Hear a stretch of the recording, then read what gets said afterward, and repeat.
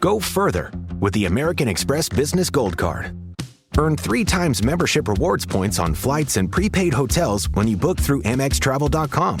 Whether your destination is a business conference or a client meeting, your purchases will help you earn more points for future trips. Experience more on your travels with Amex Business Gold. Terms apply. Learn more at americanexpress.com/business-gold. Amex Business Gold Card. Built for business by American Express. This episode is brought to you by LinkedIn. Healthcare professionals can lead their careers with LinkedIn. Discover jobs by specialty, preferred shifts, and even desired salary. From mental health therapists to radiology technicians, it's now faster and easier for healthcare professionals to find the right fit. Learn more at linkedin.com/healthcare. Side effects may include faster job placement, improved work-life balance, and increased career satisfaction.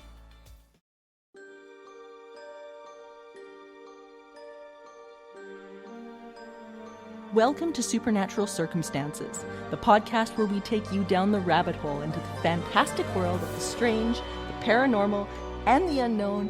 I'm Morgan Knudsen. Come along with me and Galen on this week's adventure. Yeah, you guys heard it right. We've got a special co-host today, and that is Galen Knudsen. Many of you who have, of course, listened to the show for a long time know that Galen is my incredibly brilliant 21-year-old ball python, and he's here today to help co-host a very cool episode because, let's face it, we can't have Halloween without exploring some crazy tales and some spooky monsters, right, Gailey? Yeah, and we're both really excited about this because we've got an amazing guest today, the perfect guest to talk about all those fantastic beasts out there, and that is Mr. Richard Freeman, a cryptozoologist, author, journalist, and TV presenter. Many of you have probably seen him on documentaries across places like Discovery Plus, and he is the zoological director of the Center for Fortean Zoology. Like, how could this get any better, right? So he has written, co-written, and edited tons of books. He's contributed to Fortean and zoological magazines and newspapers, periodicals, Fortean Times, of course, you name it. This guy, people, have been all over the world. And when I say all over the world, we are not kidding. Everywhere from the far reaches of the jungles all the way into Russia, and exploring and documenting some of these incredible encounters. So, little Galen, we are very, very excited to introduce Richard to you guys and really just tell some incredible stories about some fantastic beasts, right? Yeah, absolutely. So, I don't know if you guys are ready, but I'm sure ready. Let's go.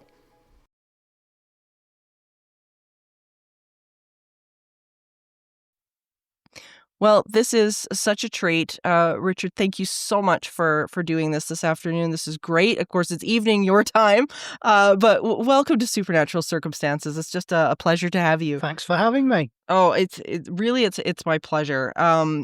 There has been so much conjecture come out, and interestingly enough, recently about the Dyatlov Pass incident, and I thought this would be a really great time to kind of dive into it because it's such a fascinating case, and with things sort of like creeping back in, conspiracy theories are getting going again.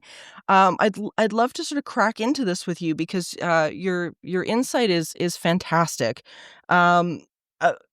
You've investigated so many mysteries over the years. How did this particular one come across your plate? Well, I heard about it fairly late on, only a few years ago, about 5 or 6 years ago.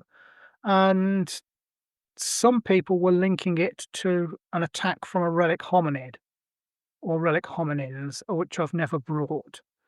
I think it's more likely that the people involved were hit by a slab avalanche and they had to cut their way out of the tent. So that was what caused a lot of the injuries.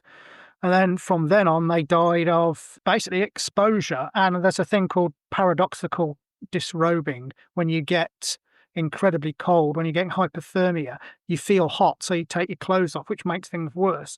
And of course, after they died, they were scavenged by things like ravens and other small animals, which took the tongues and the eyes, which, if you know how animals scavenge, and you know what happens to carcasses, they're the first things to go. I don't think it was anything to do with relic hominins, and I have hunted relic hominins in Russia myself. That's really interesting, because I've definitely been on the Yeti train over this case for since I've heard about it, and so that's really interesting. Can you talk a little bit about your experiences in Russia doing this? Because I mean, I think you're one of the first people from Europe or from the West that has gone over there to do this. There hasn't been many. No, and there's not going to be anytime soon.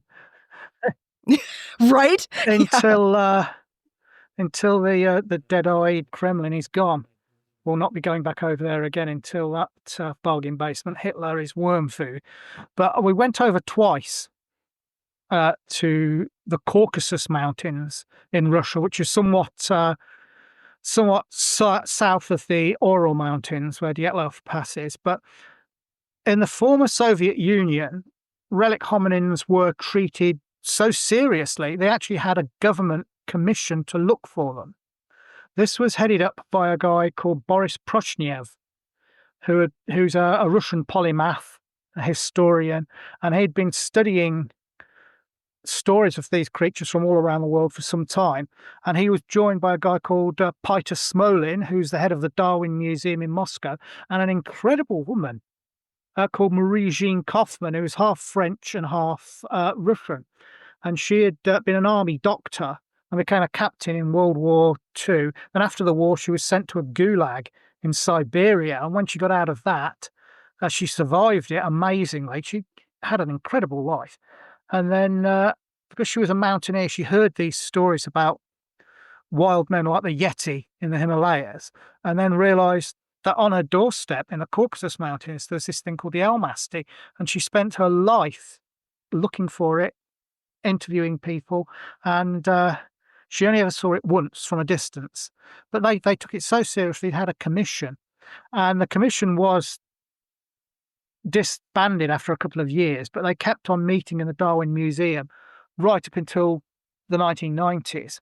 Now, one of the people I went with was one of her students, a Ukrainian biologist called Gregory Panchenko, and a Ukrainian archaeologist called Anatoly Serendenko. And we went to the Caucasus Mountains to look for these creatures. And we spoke to a number of witnesses, including a guy who was a doctor of geology, and he was the deputy head of Elbrus National Park, and he had seen one of these things. He was out one night looking for some sheep that had got loose, and he saw what he thought was a cow lying down in the half-light. And it's got nearer, it stood up, and he realised it was this huge humanoid figure, the relic hominins, and it turned away and started walking up the mountain. Yeah, they often approach houses and farms in the country, even on the edge of towns and villages, in search of food. And they're not generally aggressive. They're not thought of as being aggressive unless you provoke them. That we heard one story about a farmer who saw one of these things near a grain silo, and he threw a rock at it.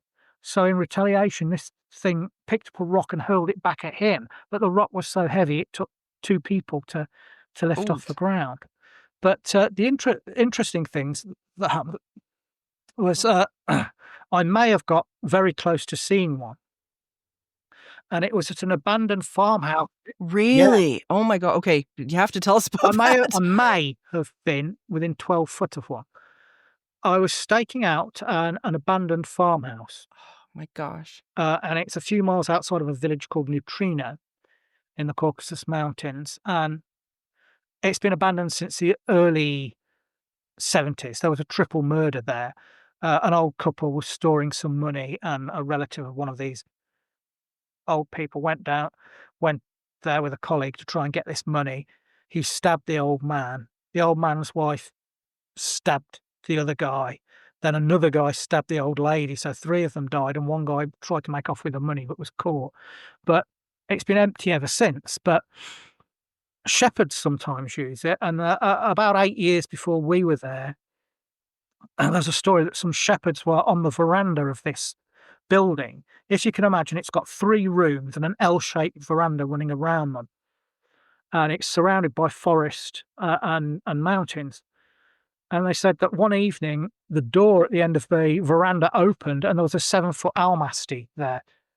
And these things they're not as massive as the Yeti. Wow. They're not as huge as the Yeti or the Sasquatch. Okay. They're about between 6 and 7.5 feet tall, and they look more human. They have a thick brow ridge, a very flat nose, thin lips, receding forehead, covered in hair. They don't use fire, apparently, but they have primitive tool use, much like the Yeti and the Sasquatch do.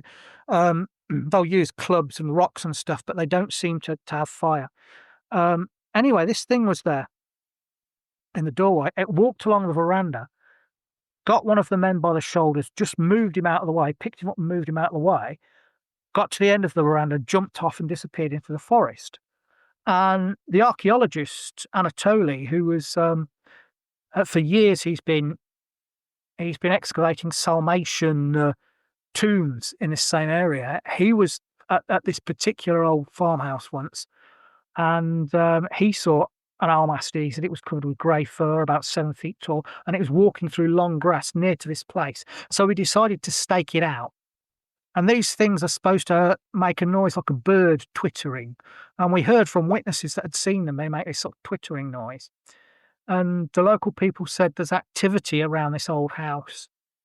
And so we staked it out. There was myself and Anatoly and a guy called Adam Davis, you may have heard of. He's another British cryptozoologist who now lives in the States. Yes. And a guy called Dave Archer. And we were there ready with our cameras, and the camera traps were set up. About 10:30 at night, I heard this twittering sound. It's dark, so there wouldn't have been birds around. There's this bird-like twittering, and then one of the cameras goes off. The camera traps flashes nothing. Good Lord, is that what I think it is? Have we got an almasty on camera?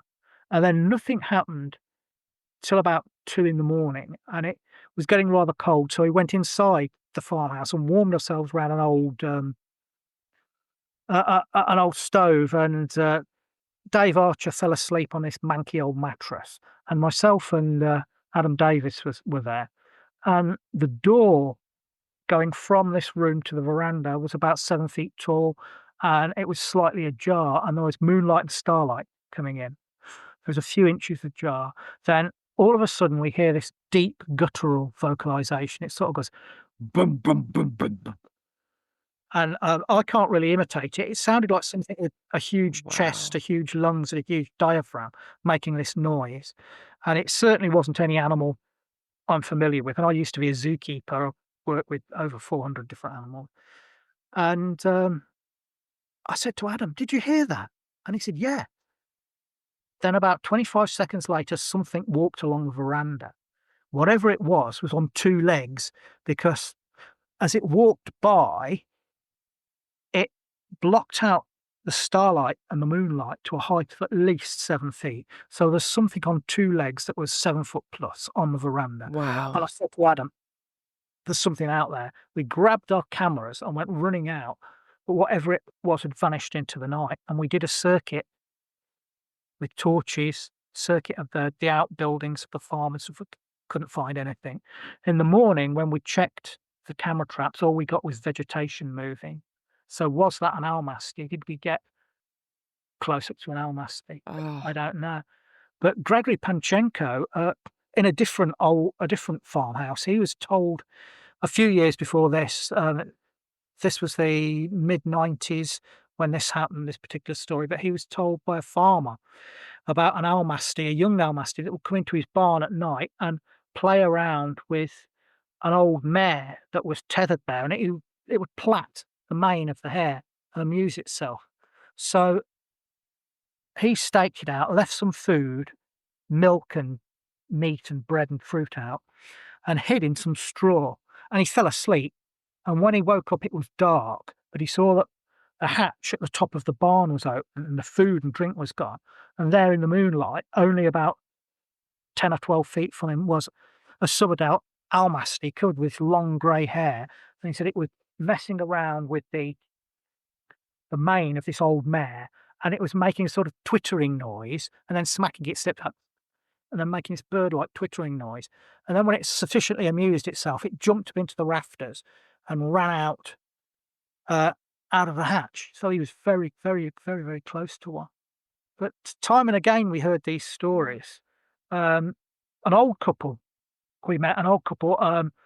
The lady had seen one just when she was a little girl, just after World War II, and it'd been throwing mud at a house, and the children in the house were all frightened of it and they're all crying, but it didn't seem to be aggressive. It just seemed to be entertaining itself by picking up bits of mud and throwing it against the side of the house, and once again making this twittering noise, and it was covered with this long hair. And the man, he said he saw a young one just a couple of years before. He was in his house watching television at night, and his house is on the edge of a village, and something hit the window. Something was throwing small stones at the window, and he thought it was his son. And he said, "Come on in, the door's open." But nothing happened, and the stones kept hitting the window. And he looked out of the window, and he saw one of these creatures, a young one, about 4 or 5 feet tall, crouching in the shadows. And it seemed to have another one with it. So he let Oh, some bread wow. out for it, and they both of them took the bread. Yeah, it's so interesting. Like, the Almasty has always fascinated me because of there's clearly differences between what people are describing as Yeti and things like that. But the backstory with the Almasty as well. Are you familiar with the case of Zana from Yes, yes. Russia? Unfortunately, Zana's a red herring. Zana turned out to be a red herring. She was, Yeah. yeah, So can we talk a little bit about that yeah, because that was very interesting to me. yeah. In the 1850s, the story goes that this wild woman was caught in Georgia, not in Russia, in Georgia, in the mountains of Georgia. Not Georgia as in America, Georgia the country, not the state of Georgia, the Right. country near, Yeah. near Russia. And she was very wild and aggressive, covered in hair, had black skin, big teeth.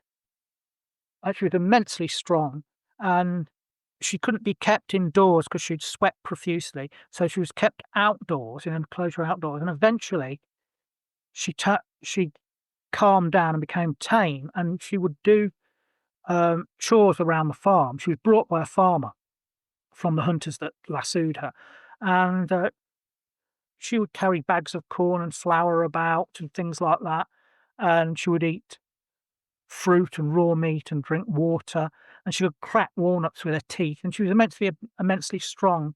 She could go behind someone that was sitting on a chair, bite the back of the seat of the chair and lift them up with her jaws and teeth. And some of the Just local men wild. got her drunk. She was very fond of liquor. If she got hold of any kind of booze, she'd drink and drink and drink till she was insensible. And then in that state, a lot of the local men raped her, and she's supposed to have had hybrid children, some of which were still living well into the 20th century. Zaina herself died in the 1890s, and some of the Russian people tracked down her surviving children and grandchildren. There was one man called Quit, and if you look him up online, you'll see a picture of him. And as soon as you see him, you'll know he is not a human hominid hybrid. He's a fully Yeah. modern man. And eventually, they found Zaina's skull, and they found the skull of Quit, and they looked at them, and they took DNA from them. And it turned out that Zaina was an African woman. So how she got to the Yeah. Caucasus Mountains, what happened to her, nobody knows. But she may have been suffering, well, she almost certainly suffering from mental problems because she'd never learnt to talk. She just made these guttural noises, and she was covered in hair. So she may have had some condition like hypertrichlosis that gives you lots of body hair. So she wasn't a true Almasty. So that whole story, fascinating that it's a red herring. Yeah, there's another story like this. We heard of it about a man called Mr. Yatin, and it was said that he was half Almasty, that his mother had been raped by an Almasty. And Mr. Yatin had passed away, but we got some photographs of him, and you could see he wasn't a hybrid. He was a modern man. He was just very hairy. He had this great big beard, great big black and white beard like a badger clinging onto his face, and this big, great big monobrow, like President Brezhnev. Remember Brezhnev, the Russian leader? He had this big, sort of like that. But we went to see his relatives, and he had a daughter who had some sort of mental condition. She was 19, but she had the mental age of about a 5-year-old. And we heard another story that it wasn't him that was half Almasty, it was her. And that's why the way she is. So if someone has some sort of a birth defect, or if they're very hairy, or if they're mentally challenged, it's a common thing to say that they were a human Almasty hybrid. And you get this story again and again around the world about human hominin hybrids, that they always turn out to be nonsense. Yeah. I remember when I first heard about Zana and Quit and that whole story. It was with when Brian Sykes, the DNA expert, had gone and was collecting DNA for his Sasquatch project, and he was looking for hairs and things like that to test the DNA to see if they could find something. And for people listening that don't know who Dr. Brian Sykes was, he was the founder of the 7 Daughters of Eve project, which was to try to trace back the origins of people and to certain individuals and things like that. And he took on a project to try to uncover the origins of Bigfoot and whatnot because of his own experiences. And I remember when they tested the DNA and they looked at Zana in this case, and it's like you almost wish that it had have been an Almasty that they found, because Zana's story is so tragic. And it's so sad. It has a whole other layer of like horrible problems that come with it if that was true, you know? It is, yeah. I knew Brian Sykes. I worked with Brian Sykes. I brought hair samples back from Russia for him, but they turned out to be from modern humans. Also, I've looked for other primates as well. I'd searched for the Yeti in northern India, in the Garo Hills, where the local name for the Yeti there is Mandai Barung, and it's very different from the Almasty. The people that saw it said it looked like a gigantic gorilla standing on 2 legs, long black hair. The Yeti is not white, that's a fallacy. It's black, brown, or in some cases ginger, like an orangutan, but never, ever white. And they all described it, all of these people described it as being about 3 meters, 10 feet tall, much bigger than the Almasty, and looking like a gorilla on 2 legs. And we met one guy who said he'd seen a female suckling a baby, and it was eating bamboo and suckling a baby, and he saw it from the back, and even sitting down, it was 5 feet tall. And he'd heard these stories and not believed them until he saw one himself.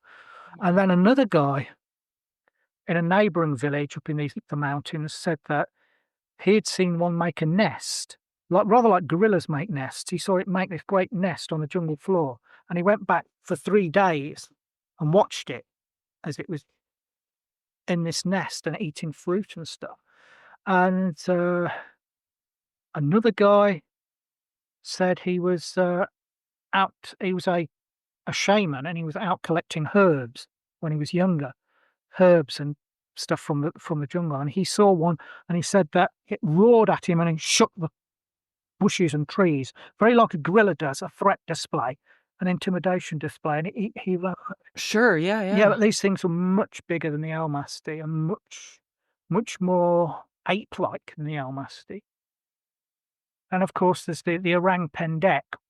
Right. Yeah, we've had a couple of cases. Just in Canada in regards to Sasquatch, of that tree shaking that you're talking about. It seems to be a somewhat common trait, and I mean, which makes sense if we're talking about hominids, if we're talking about something that is related to the great ape. But you're going to talk about orang pendek, and I'm not going to interrupt you. They'll not only they'll shake ahead. Yeah, branches, and so they'll whip rocks at you as well if you really annoy them. But yeah, the orang pendek, that's another thing that's completely different. And with that, I've gone 6 times in search of that. That's the thing I've looked for the most. On the Indonesian island of Sumatra, an orang pendek means the short man in Malay. And it's been reported by both natives and Western settlers ever since the time of the Dutch colonists a couple of 100 years ago.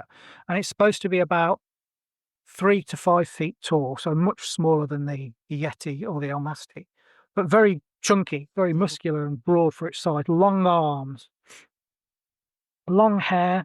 It could be black, an auburn colour, grey, occasionally a sort of light honey colour. But the one we hear the most of is grey, a dark grey, most people say it is. But I've interviewed so many witnesses there, and every time I go back, I find more evidence. We found footprints which are very different from the Yeti track. We saw Yeti tracks in the Garo Hills. We followed them along a stream in the jungle, and this was a subadult. It was about 12 inches long. People with us said they found Yeti tracks over 18 inches long, but it was sinking much deeper into the mud than any of the humans around. Wow. And it was heaving over rocks and boulders that no man could shift. It would take a team of men to flip them over. And it was eating freshwater crabs. You find the remains of the freshwater crab where it would eaten them. But the prints of the orang pendek are much smaller, and they've got a diverged big toe. The Yeti tracks, all the toes are at the front. Yeah, with a Really? Yeti track, similar to the Sasquatch. But the almasti has 4 toes at the front, and then almost like a thumb, the big toe is prehensile, but the heel is very rounded, and this thing walks erect. So the heel shape is to do with weight distribution and walking erect. Right. Yeah, and I've found footprints and handprints, and I've cast them. So on one of the expeditions, next to a track, we found hair, and we sent that hair to a guy called Lars Thomas, who works with Copenhagen University in Denmark, and he is a expert on mammal hair, one of the world's leading experts on what they call dander, the hair of animals. And he looked at this hair. They couldn't get DNA out of it because it was too fragmented, but he looked at the structure of the hair, and he said it was similar to, but distinct from, the Sumatran orangutan. And he was forced to conclude that there was a large unknown primate in Sumatra. And we think, due to this hair analysis, that it's a type of orangutan, but one that walks upright like a man and lives on the forest floor. It doesn't live in a tree like the other Interesting. orangutans. As recently as 2017, there was a new species of orangutan identified in Sumatra, the Tapanuli orangutan, that's genetically different from both the Sumatran orangutan and the Bornean orangutan. So we think that there's this 4th species, the orang pendek, which is this dark-furred, upright walking orangutan that lives on the forest floor. But one of our team, or one of our guides, Sahar Dimas, who's sadly passed away now, and Dave Archer, who's the guy that fell asleep on the mattress in Russia, first day in the jungle, they were there, they actually saw it. And Dave said it was squatting in a tree, trying not to be seen, huddling up against a tree. And he said it had this thick black fur, very like a mountain gorilla. Wow. He said it was the size of a large chimpanzee, but then the face looked very human, disturbingly human-like. And then it realised it had been spotted, and he could see it looking round, alarmed. And it climbed down out of the tree and walked away on 2 legs like a man. It didn't run on all 4s like an ape, like a known species of ape. Wow. That's so interesting. Like, there's so many variations, but it always just reminds me that we know so little about, I think, not only our lineage, but what's really out there. We're really on the cusp of an entirely new set of knowledge that's going to change the history books. In all of your travels, because I mean, God knows you've done so much of them. What piece of has there been a moment, I should say, not even, maybe it's a piece of evidence, I don't know, but has there been a moment for you where you thought, this is this is incredible, that has shifted your worldview on these things, or like what has stood out for you? Because we've talked about like hair and tracks and so many different aspects of this, but for you, what did you have a moment where it was like, oh, this is amazing? The last time I was in Sumatra, we were going through the jungle and we heard this vocalization, and our guide, Dali, he said, "That's the orang pendek." And do you remember a camp and rather annoyingly preachy cartoon from the 80s called He-Man and the Masters of the Universe? Very much so, yes. Yeah, it was as camp as a leopard skin teapot. But the villain in it, Skeletor, had this high-pitched cackle. And weirdly, it sounded like that. It's like, that's the orang pendek. And we heard it several times. And the third time, it was about 25 feet away from us, behind a stand of bamboo. And I'd got my camera out, my film camera running. And one of my colleagues says, "I'll run around this stand of bamboo, frighten it back this way, and we'll get it on film." He ran round and he caught a glimpse of something shooting off into the forest. Instead of running around the bamboo, it shot off at an angle back into the forest. So if I'd have gone round that stand of bamboo instead, I might have got it on film. That was very, very close. Another time was in Tasmania. I've been down to Tasmania 3 times now, looking for an animal called the Tasmanian wolf, or thylacine, which was a flesh-eating marsupial. It looked like a wolf or a dog, had tiger-like stripes and a stiff kangaroo-like tail, but it was a marsupial. It raised its young in a pouch. It's an example of what we call convergent evolution, where two animals, often on opposite sides of the world that are not at all closely related, evolved to look like each other. Another example would be the vultures you get in Asia and Africa are not at all closely related to the vultures you get in South, Central America and parts of North America. The ones in the Americas are more closely related to storks, and the ones in the old world, in Asia and Africa, are more closely related to the hawk family.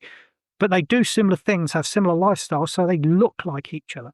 It's the same with the Tasmanian wolf. It looks like a wolf, but it's a marsupial. It's supposed to have been hunted into extinction in the 1930s, the last one dying in Hobart Zoo in, I think, 1937.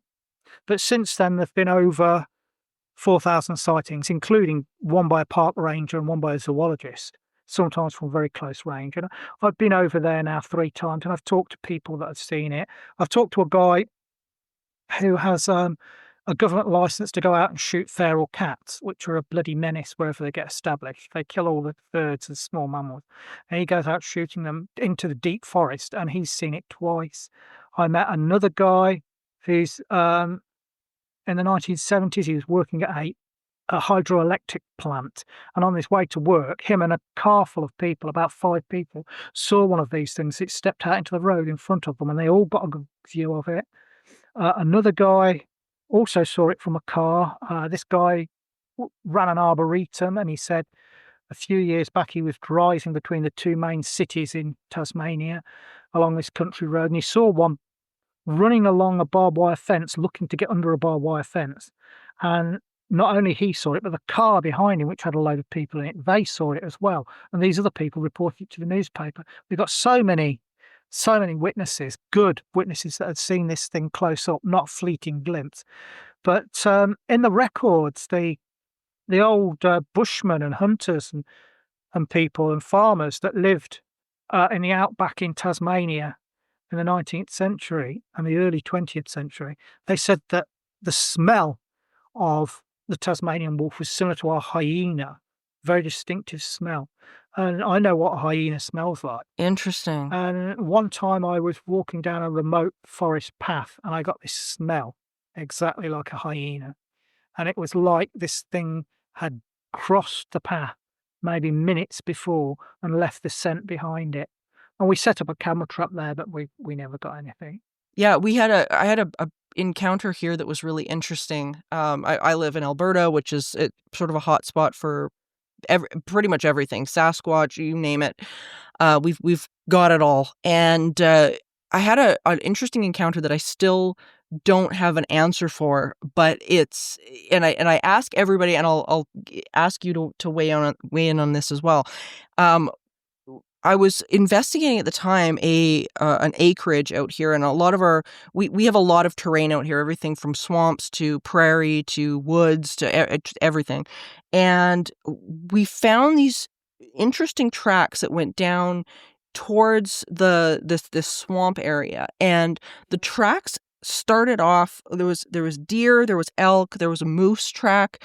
And interestingly enough, by the time you went down the slope and you got to the bank of this swamp, these tracks showed up. And I mean, this was private property. It's not like there's, anybody wandering around on this property.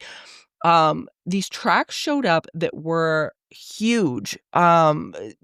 Typical, 18-inch huge tracks, clearly hominid of some sort. Oddly enough, it had 3 toes from what we could count. And I'd never seen that before. I thought it was just so strange. And what was even more odd was that the moose track, and they're huge. They're so big. They're so heavy. The moose tracks were sunk quite far into the mud. I mean, they were down probably at least 4 inches into the mud.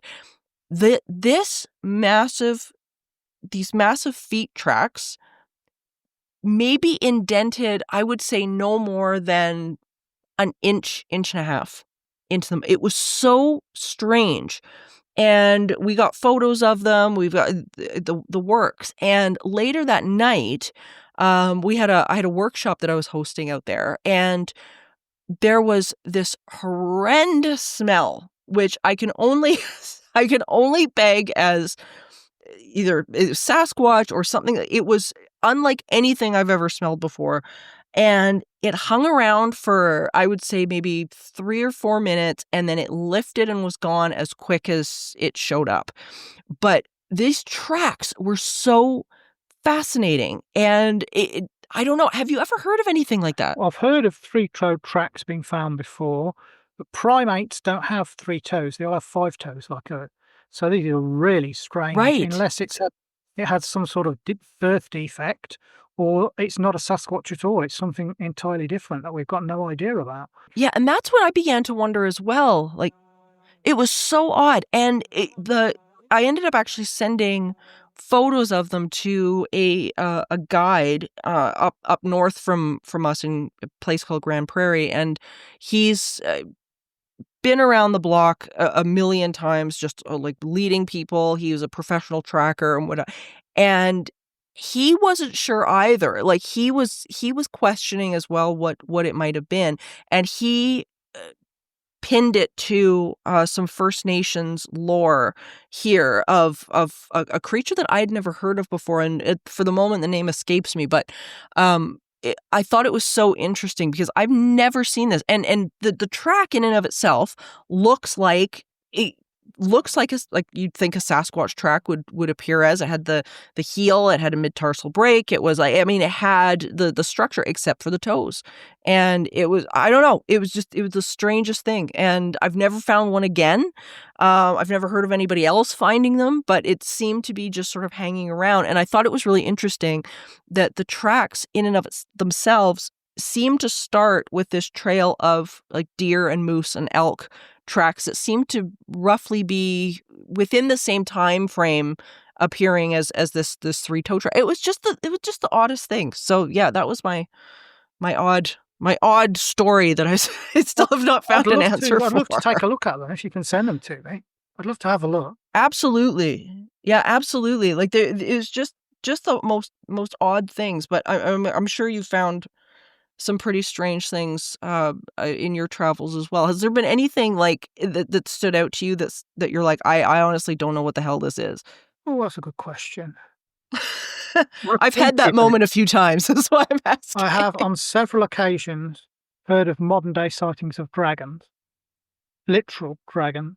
Not just big lizards or big snakes, but literal dragon. Can you talk about that a little bit? That's so interesting. Well, I heard some from Mongolia when I was in Mongolia looking for something called the Mongolian death worm.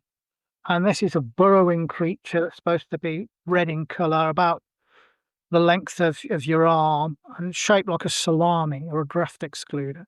And it digs through the sand, and it's supposed to come up occasionally after rain, usually. And the local people are terrified of it. They believe it's venomous and it can spit a corrosive saliva.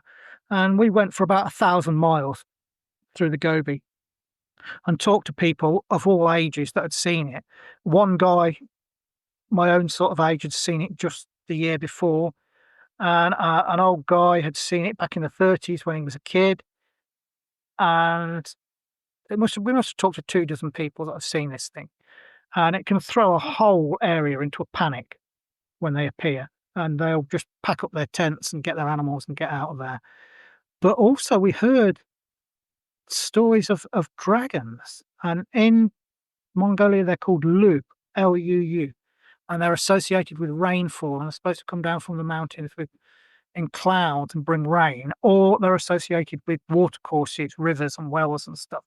And there was a story back, I think it was the early 90s, of people seeing a dragon coming up out of a well, this great serpentine animal coming up out of a well. And local government officials heard of this and they interpret it as a religious story because it was socialist at the time.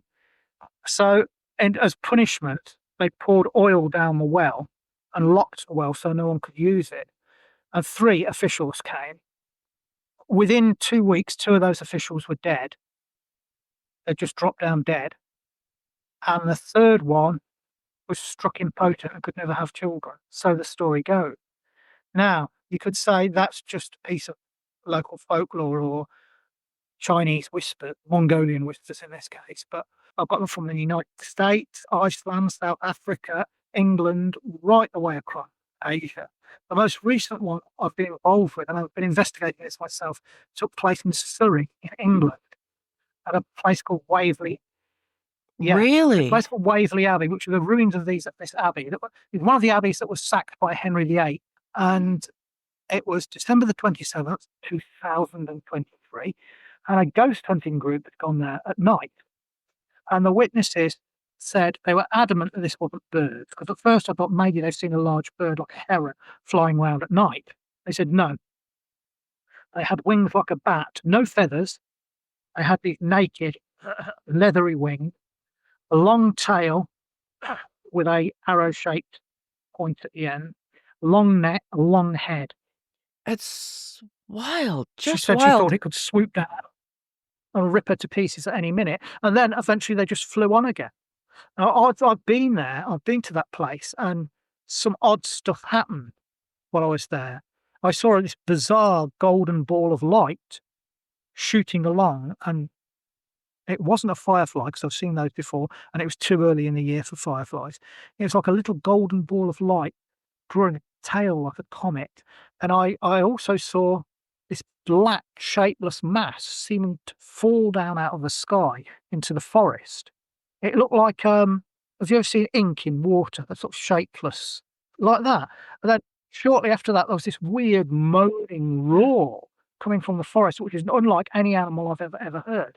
But the people, I'm going back there in a few weeks, actually, in a couple of weeks. But the people I interviewed there on that night, they said other stuff was happening. They said there's all these weird lights in the sky, these like shining balls of light that shot off. And then they heard like chanting of children, but there were no children there. It was the middle of the night.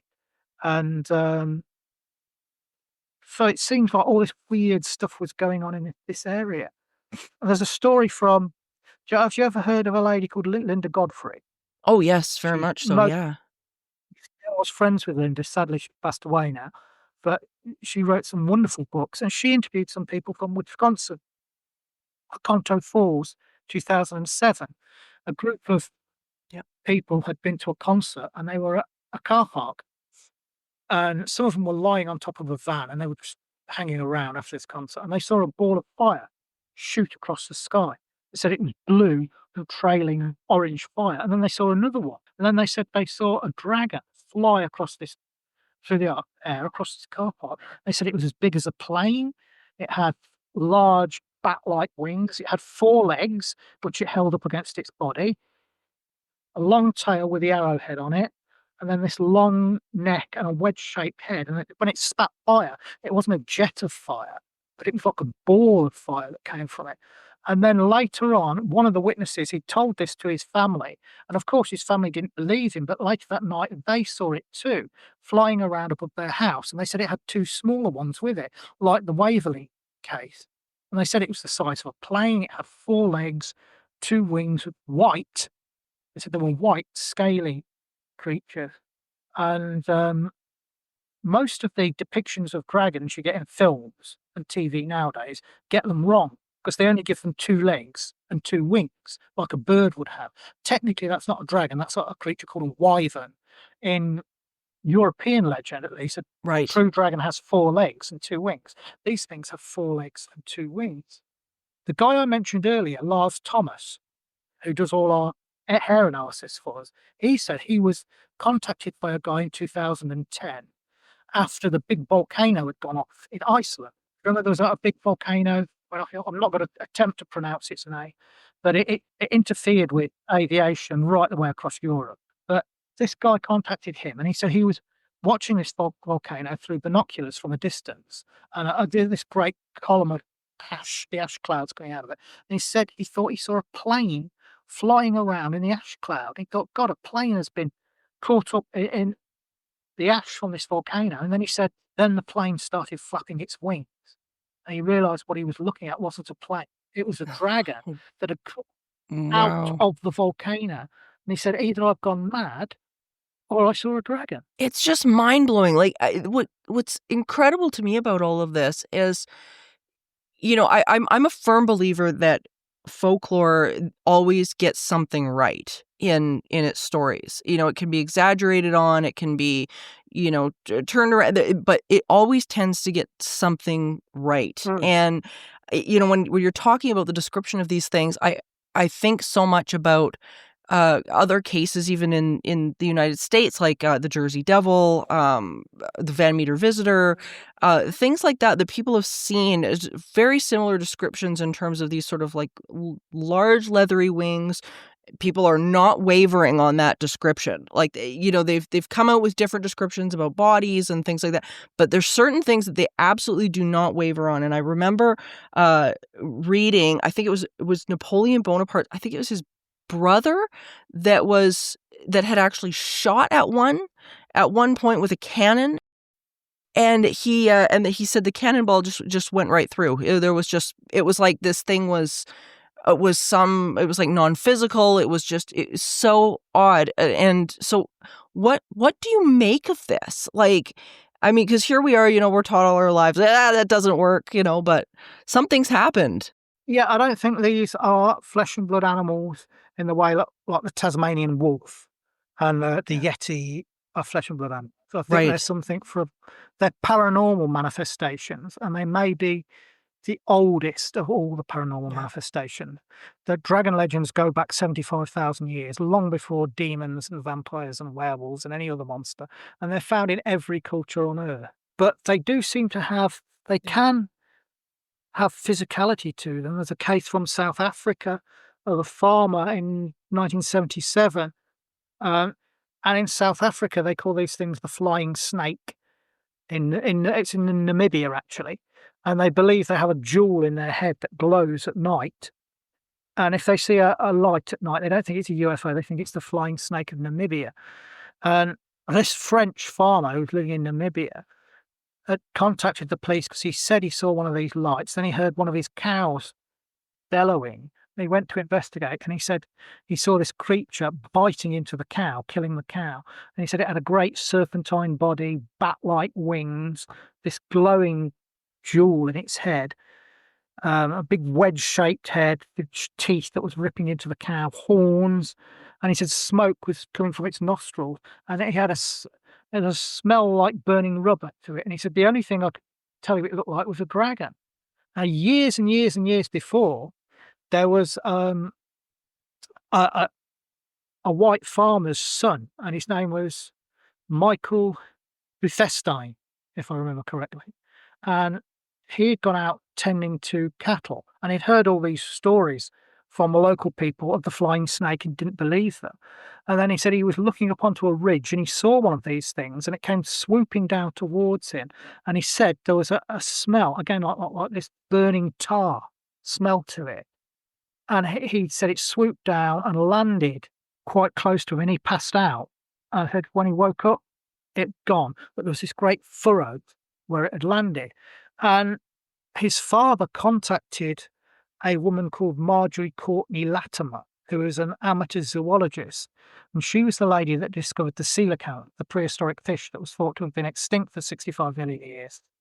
I remember. And she went and investigated and saw this great furrow where this thing had crawled, and she was convinced that the boy was telling the truth. So they can manifest physically in our world, but it's obvious they're not here all the time because we would see them. These whale-sized, plane-sized flying reptiles, we'd see them. They'd turn up on radar. They'd be attacking planes, swooping down and eating people. So that I think they are either something that phases through from another plane of reality, another dimension, if you will. They're here for a short while and then they're gone again. And if you look at a lot of dragon legends in Britain, there are about 90 dragon legends. About 100 dragon legends throughout the British Isles. And in a lot of them, there's no buried treasure, there's no damsel in distress, there's no hero that goes forth to fight the dragon. It just appears, scares a bunch of people, maybe kills people and livestock, and then vanishes again. And it sounds very similar to how certain types of monster, like the Mothman and the Cornish owl man, which is a creature similar to Mothman that's been seen in Cornwall in England, how they appear and then disappear. And the Dover demon, these weird things that just appear and then vanish. And they don't seem to make any biological sense. So that is a separate thing.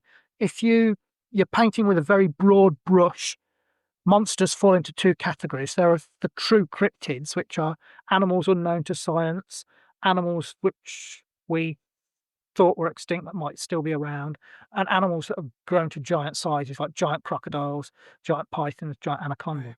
And then you've got, for want of a better word, the supernatural ones, like dragons, demons, werewolves. And the werewolves we see today, like the Beast of Bray Road, the werewolves from European legend. Because in European legend, a werewolf was somebody who often they were given a wolfskin belt or jacket, either by the devil or a sorcerer, and they put it on and they transformed entirely into a wolf, indistinguishable from any other wolf, except for perhaps maybe weird behaviour.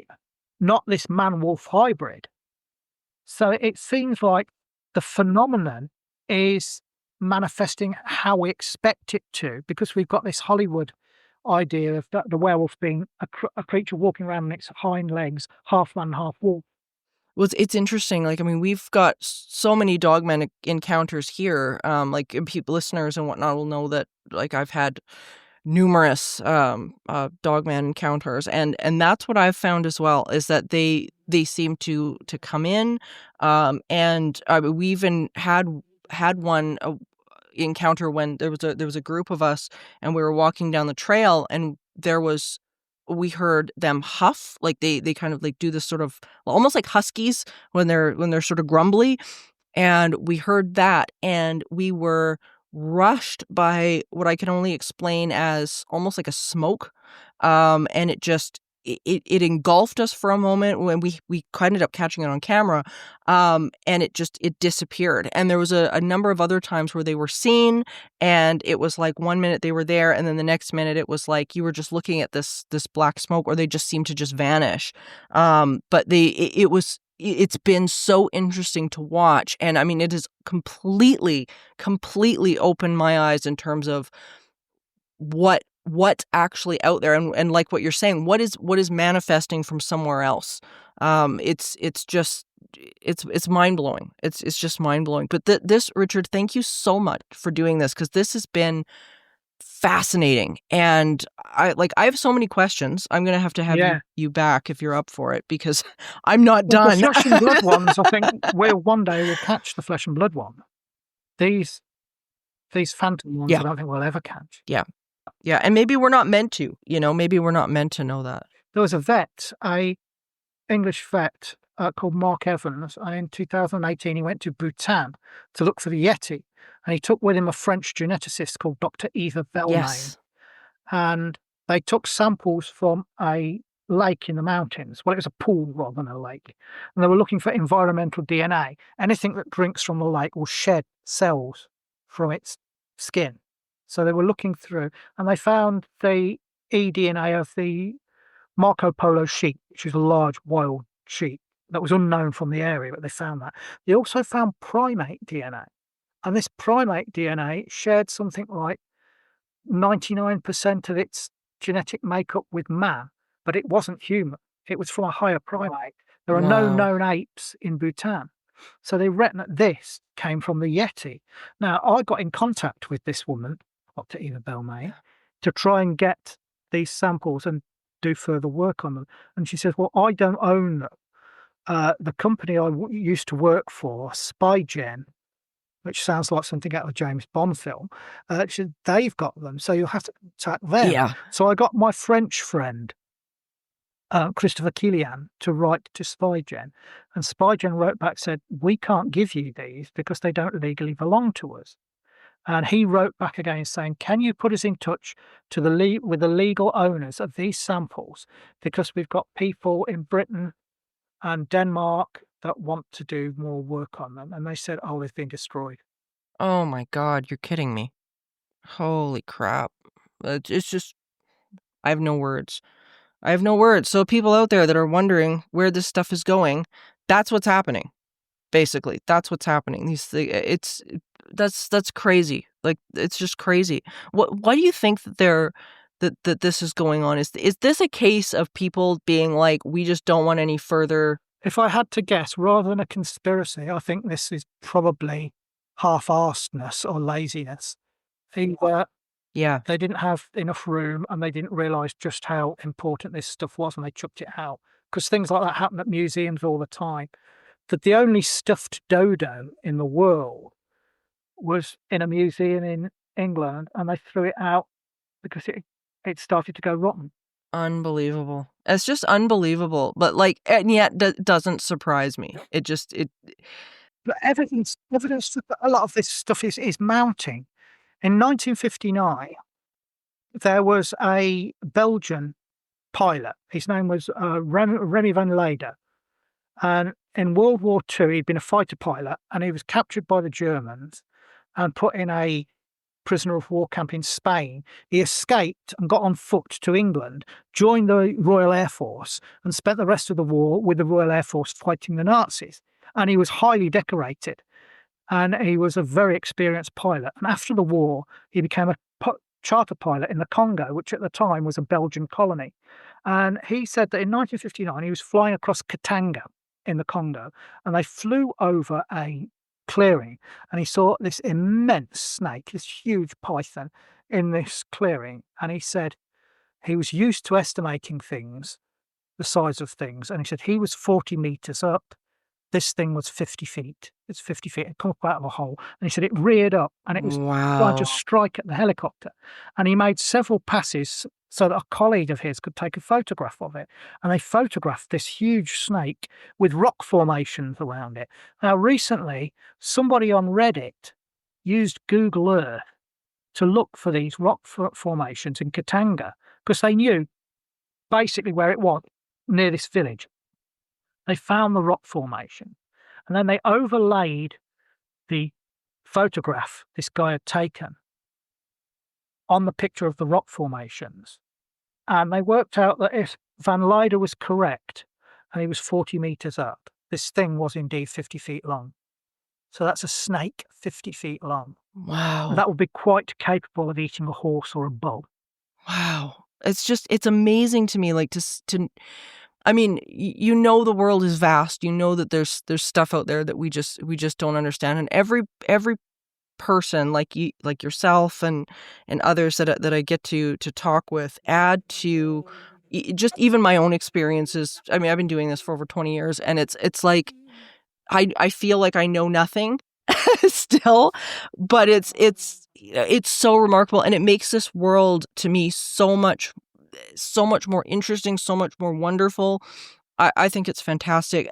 Richard, please let everybody know where they can find you and all of your adventures, because I want people to be able to follow you and keep up with you with everything that you're doing. Well, I work for an organisation called the Centre for Fortean Zoology, or CFZ for short, and the website is www.cfz.org.uk.